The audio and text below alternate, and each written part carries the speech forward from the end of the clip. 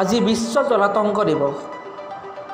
আজি বিশ্ব জলাতংক দিৱসৰ লগত সংগতি ৰাখি বিশ্বনাথ চাৰিআলিত পশুপালন বিভাগ আৰু স্বাস্থ্য বিভাগৰ যুটীয়া উদ্যোগত আয়োজন কৰা হৈছে বিনামূলীয়া এণ্টি ৰেবিছ ভেকচিন কেম্প আৰু সজাগতা সভা। বিশ্বনাথ চাৰিআলিৰ দেহুগাঁওস্থিত পশু চিকিৎসালয়ত 150টাতকৈও অধিক কুকুৰ আৰু মেকুৰীক এণ্টি ৰেবিছ ভেকচিন প্ৰদান কৰা হয়। লগতে কুকুৰ মেকুৰী চিকিৎসাৰ লগত জড়িত পশুপালন বিভাগৰ কৰ্মচাৰীসকলকো ভেকচিন প্ৰদান কৰা হয়।